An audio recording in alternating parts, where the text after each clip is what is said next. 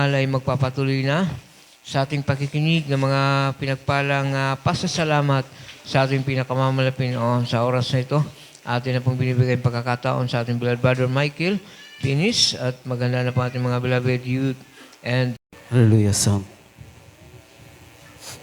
Ang pinakamataas na pagpurit, pagluwalhati, pagdarakil at pagsamba ay sa ating pinakamamalapang Isus po lamang. Hallelujah. Praise the Lord. Hallelujah. Amen. Ako po yung nagpapasalamat sa ating pinakamamalapang Isus. Hallelujah. Dahil isa na naman po ako sa natawag po para mapasalamatan ang dakilang gawa natin pinakamamalapang Isus. Hallelujah. Praise the Lord.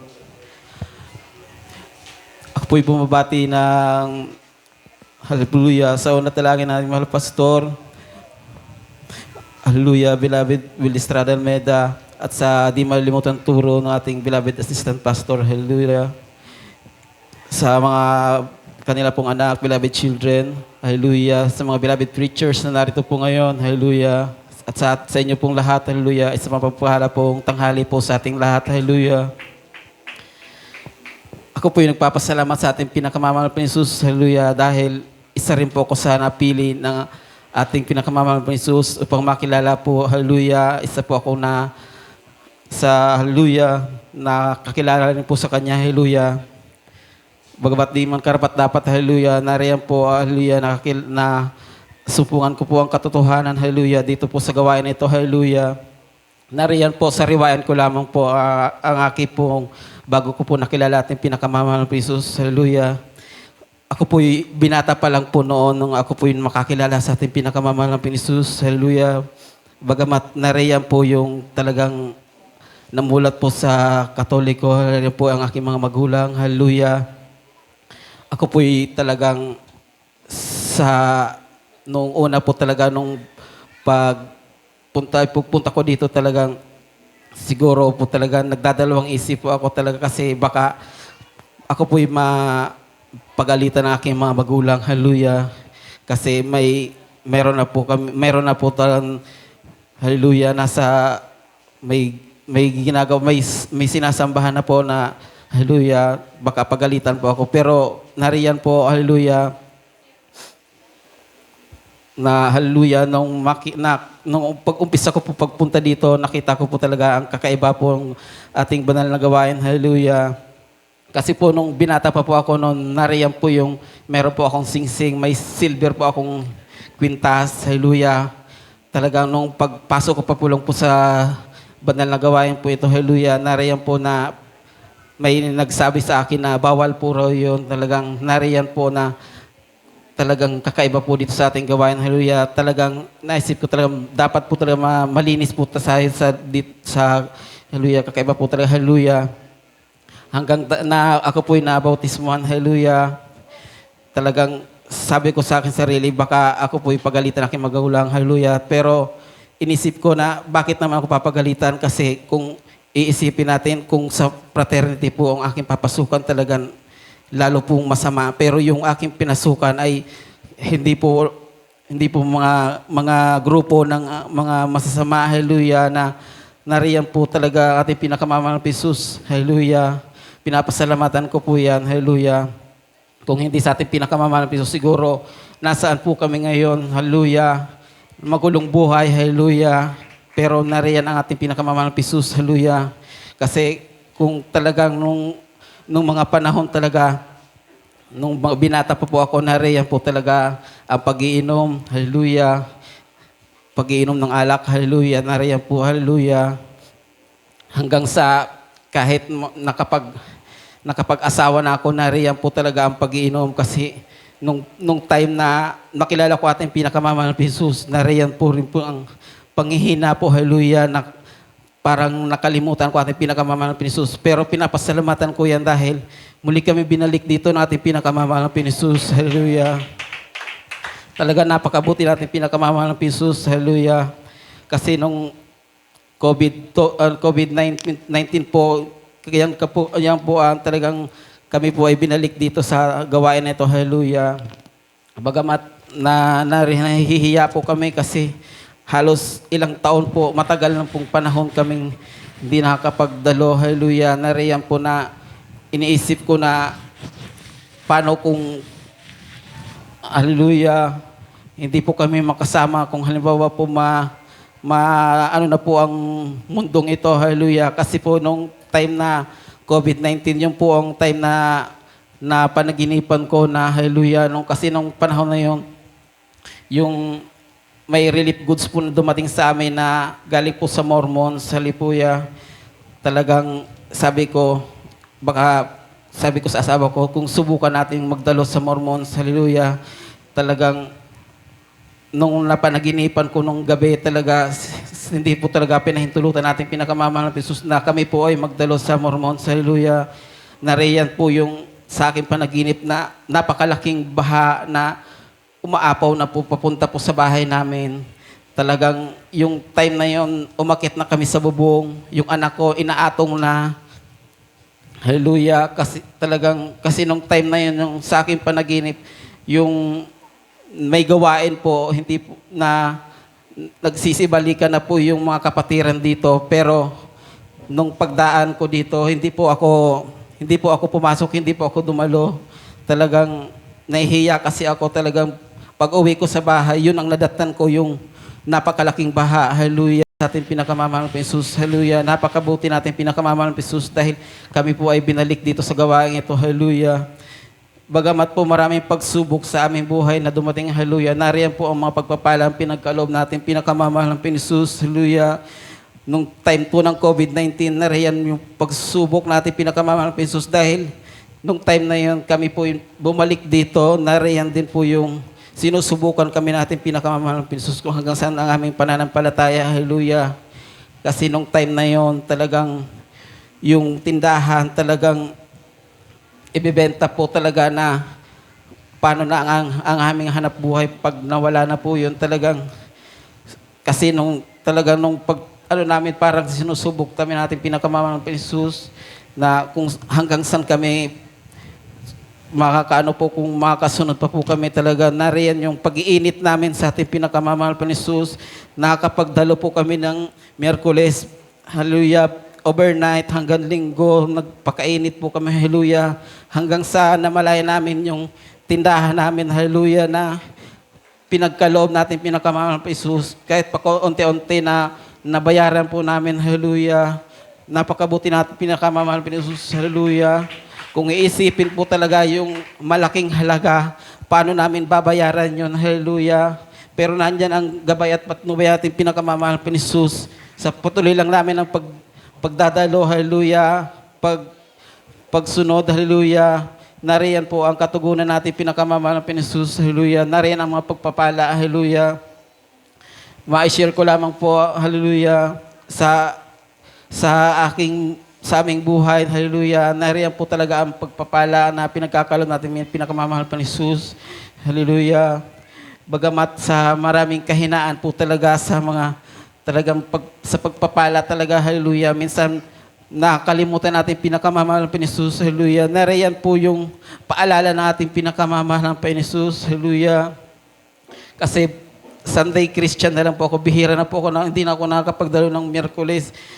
Pati overnight, nariyan po talaga, hallelujah. Muli na naman pinaalala sa akin ng ating pinakamamahal ng Jesus na hallelujah.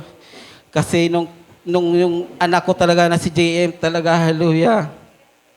Nung time po na talaga na ano po talaga siya nung hating gabi, yung wala siya sa kanyang sarili na parang may sumaping masamang espiritu sa kanya, hindi po namin siya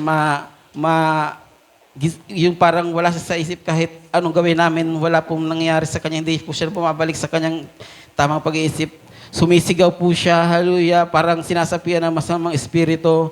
Pero nung time na po na yun, hallelujah, talagang naisip po namin yung hallelujah, praise the Lord, hallelujah, talagang yung time na yun, hallelujah, nawala po talaga yung bumalik po ang kanyang isip, hallelujah, at hallelujah, hallelujah. Amen. Yun po, nung mga panahon na yun, hallelujah, naalala ko na naman yun kasi bumalik na naman po yung ganong sitwasyon nung si JM na naman po yung ngayon kasi hindi na kami nakakapagdalo ng hallelujah, ng overnight o kaya Wednesday, hallelujah. Nariyan po, pinaalala na naman po yung sa atin na pinakamamahal ng Jesus. Nariyan na naman po na hating gabi na naman po na wala na naman sa sarili ang aking anak, hallelujah. Parang sinasapian na naman siya ng masamang espiritu, hallelujah. Sumisigaw, hallelujah. Sigaw po ng sigaw siya, hallelujah. Hanggang sa nahawak niya po yung gunting, hallelujah. Ginaganyan na niya sa bunganga niya na parang gusto niya nang saksakin yung sarili niya, hallelujah. Hallelujah. Talagang napakabuti natin, pinakamamahal pa ni Jesus, hallelujah. Talagang nanalangin kami sa ating pinakamahal pa ni Jesus. Talagang kinash out namin po ang sa aking anak na hallelujah. Talagang napakabuti natin pinakamamahal pa ni Jesus. Talagang bumalik na po ang kanyang hallelujah. Napakabuti natin pinakamamahal pa ni Jesus. Napakabuti talaga, hallelujah. Talagang bumalik ang kanyang isip, hallelujah. Hallelujah. Napakabuti natin pinakamamahal pa ni Jesus. Sa mga bagay na yan, sa mga paalala, hallelujah. Maraming mga pagsubok na dumating sa aming buhay. Talagang nariyan natin pinakamamahal na Jesus. Patuloy lang po tayong maglingkod sa Kanya. Hallelujah. Marami pong mga talagang napakabuti natin pinakamamahal na Jesus. Kahit yung aking asawa, nariyan yung mga pagpapala na kahit hindi po namin hingin, nariyan po palagi ang ating pinakamamahal na Jesus na nagpapala sa amin. Hallelujah. Sa patuloy lang namin ang paglilingkod. Hallelujah. Nariyan po lagi ang pinakamamahal pa ni Jesus. Hallelujah. Pinapasalamatan ko yan. Maalala ko lang po nung talagang nariyan yung pagpapala natin pinakamamahal pa ni Jesus nung time na yung aking asawa nakapag-assist po ng election po nung botohan po ng nakaraan pong election na po doon sa barangay ng Maymatan. Hallelujah. Nung nag-a-assist po siya doon, may nakilala po akong lalaki na sabi niya sa akin, yung babae dyan na mahaba ang suot, may naaalala ako. Sabi ko, pinapakinggan ko lang siya. Sabi ko, bakit po? Tapos sabi niya, kasi yung sa dati po daw po siyang member ng Jesus Miracle Crusade. Sabi ko, sige, napakabuti natin pinakamamahal Jesus. Nung time na yun, nagkikwentuhan kami. Talagang pinapakinggan ko lang po siya. Hanggang nagkwento po siya dahil yung asawa niya na namatay daw po. Yung asawa niya, hanggang sa yung nailibing na po yung asawa niya, yung kanyang sarili, nawawala na sa pag-iisip, kung ano-ano nang iniisip niya. Hanggang yung mga anak niya, napapabayaan niya na, hallelujah, yung gusto niya laging nasa bahay lang sa kwarto, yung bahay niya talagang pinapalibutan niya ng mga kung ano-anong kumot yung para walang makapasok na liwanag, hallelujah. Yung liwanag na yun, kahit yung sa bubong, ayaw niyang pumasok yung mga liwanag, hallelujah. Hanggang sa mga oras na yun, talagang siguro ilang araw na daw po siyang ganon, napapabayaan niya ng anak niya yung sa kakaisip na siguro naman maraming problema. Hanggang yung napakabuti talaga ating pinakamamahal Jesus dahil yung Bible niya po talaga, yung nakita po niya, yung liwanag, papunta po talaga sa Bible. Talagang, hallelujah, napakabuti natin pinakamamahal pa Jesus. Bagamat talagang siguro narin yung mga pagsubok sa kanya, kahinaan niya, talagang, kasi sinabihan ko siyang may gawain po dito sa Salog. Nariyan po siguro yung nahihiya din po siya katulad sa akin noon na bumalik kasi matagal na rin pong panahon. Hallelujah. Pero isang paalala po yun na totoo ang ating Diyos, hallelujah, na yung liwanag pa lang yung pinapakita sa Kanya, yung biglang liwanag papunta doon sa Bible, hallelujah. Isa po yun, hallelujah, himala sa Kanya, isa po yung paalala sa Kanya, hallelujah. Pinapasalamatan ko yan dahil marami pong bagay sa ating buhay na mga himala sa atin na pinapagkalob sa atin dito sa gawain, hallelujah. Nariyan yung sa Tigaon, yung natuklaw ng ahas na yung taga-Ocampo po, namatay po siya. Hallelujah. Na rin yung himala ng ating pinakamamahal na Jesus. Binuhay po ng ating pinakamamahal na Jesus. Meron pa pong isang kapatiran, yung sa Tigaon din, yung kalabaw niyo po na alaga, namatay. Pero sa hunat dalangin natin, mahal pa Pastor, hallelujah. Pinalalingan niya, nabuhay po, hallelujah. Napakamaraming mga himala po dito sa gawain ito, hallelujah. Kung wala po ang mga, hindi po natin mararamdaman natin pinakamamahal na Jesus, sino po tayong magtatagal po dito sa gawain na ito, hallelujah. Napakabuti natin pinakamamahal na Jesus dahil isa po tayo sa tinawag natin pinakamamahal na Jesus, nakakilala po sa gawain niya. Hallelujah. Pinapasalamatan ko yan. Hallelujah. Kaya ang lahat ng kapurihan, kapasalamatan sa ating pinakamamahal na Jesus po lamang. Hallelujah. Praise the Lord. God bless you, mga kapatid, sa pinagpalang buhay na pasasalamat sa ating pinakamamahal na Pinoon. Praise the Lord. Hallelujah. Ang lahat masabing, praise the Lord. Amen. Yan po naman ang kanyang natamang pagpapala sa ating pinakamamahal na Pinoon na andyan po yung paalala, minamahal. Amen. Praise the Lord. Tunay na nais ng ating pinakamamahal na Pinoon. Hallelujah. Tayo'y palaging nasa banal na gawain ng ating pinakamamahal na Pinoon. Sapagkat dito minamahal, wala tayong rason. Amen. Sapagkat hindi na tayo magta-travel. Amen. Walking distance, minamahal. Ang banal na gawain ng ating pinakamamahal na Pinoon. Amen. Kaya pag wala na po tayong rason sa ating pinakamamahal na Pinoon na hindi tayo makadalo. Amen. Sapagkat ang sabi ng Biblia, seek ye first the kingdom of God and His righteousness, for all these things shall be added unto you. Amen. Praise the Lord. Unahin natin palagi ang ating pinakamamahal na Pinoon at ang kanyang banal na kalooban. Amen. Praise the Lord. Lahat ng bagay na yan, ipinoprovide ng ating pinakamamahal na Pinoon. Napakinggan natin yung mahal. Nandyan yung pagpapala. Simula ng ating nakilala. Ang ating pinakamamahal na Pinoon mula noon hanggang ngayon. Nandyan ang pagpapala. O, amen? Ibig sabihin, hindi nagkulang ang Diyos sa atin. Kaya po naman, kinakailangan din naman tayo rin ay magpatuloy, dumalo sa banal na gawain ng ating pinakamamahal na Pinoon. Hallelujah, praise the Lord. At sa oras na ito, tayo po minamahal ay magpupuri sa ating pinakamamahal na Pinoon sa pamagitan ng mga papuring awit, handog ng ating mga beloved youth and single choir. Please welcome the Jesus Miracle Crusade International Ministry, the beloved youth and single choir sa Lugar Ridge.